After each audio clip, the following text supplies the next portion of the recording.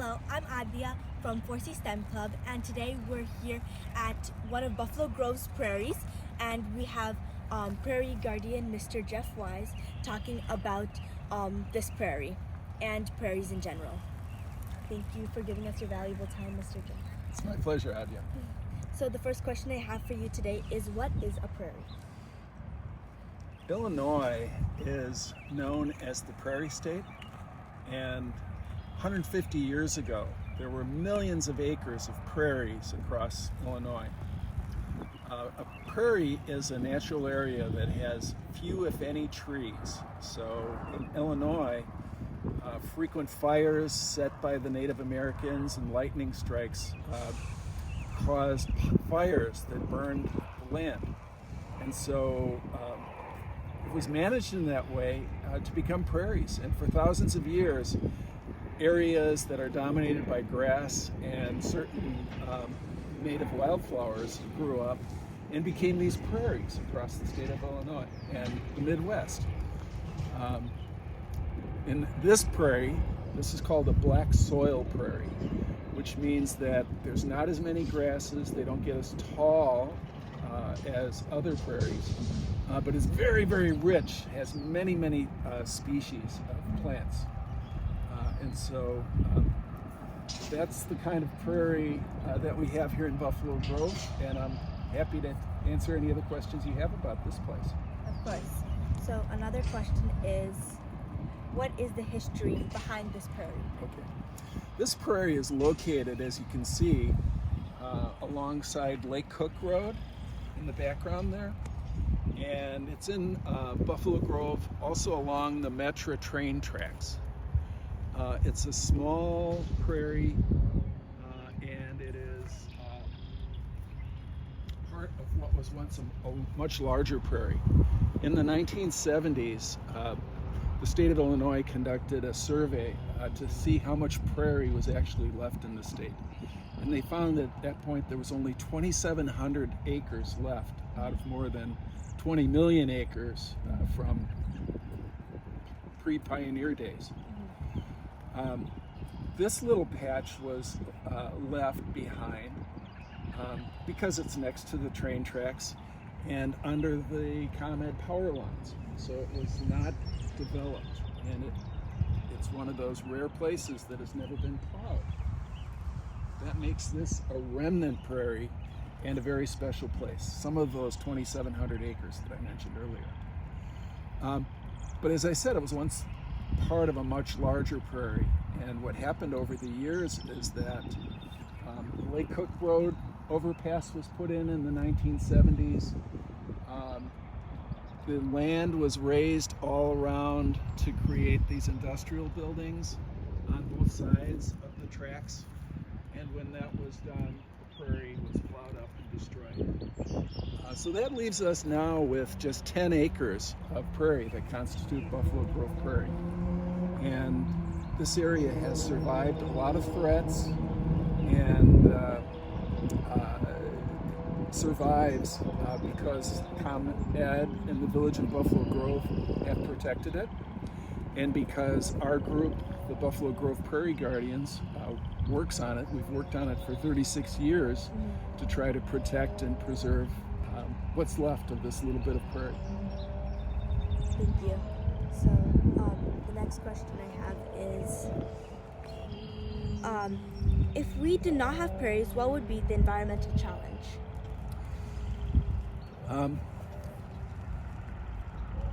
Of those millions of acres that were lost, most of them are being farmed today.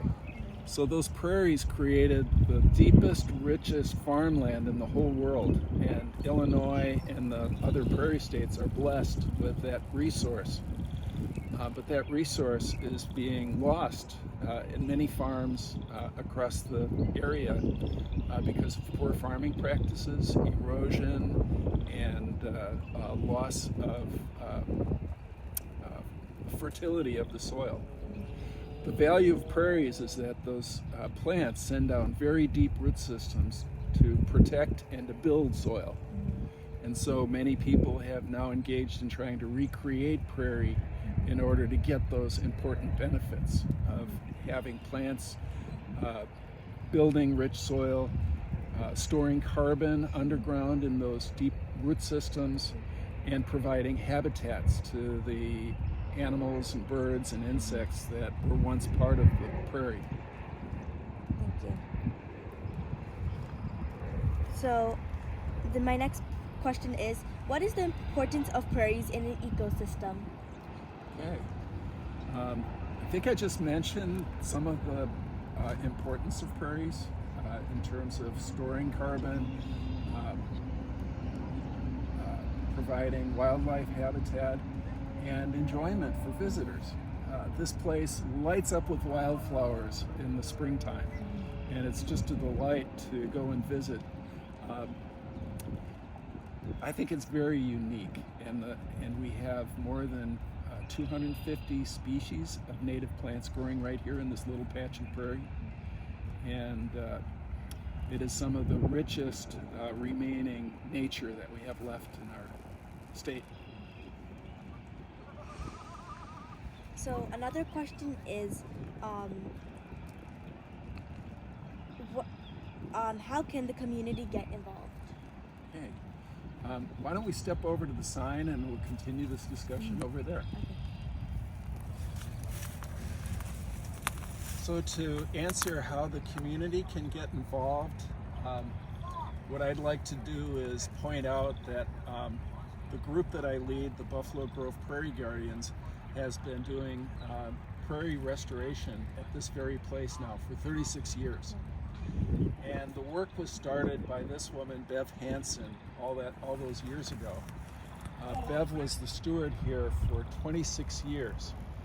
And every month, first Sunday of the month, a group of prairie guardians, including some of the original people who were here 35 years ago, still come out and help manage invasive plants, which are always an issue here, and harvest and process and mix and scatter seeds to maintain the high level of diversity that we have here. The Prairie Guardians formed 36 years ago after a trench was dug across the prairie.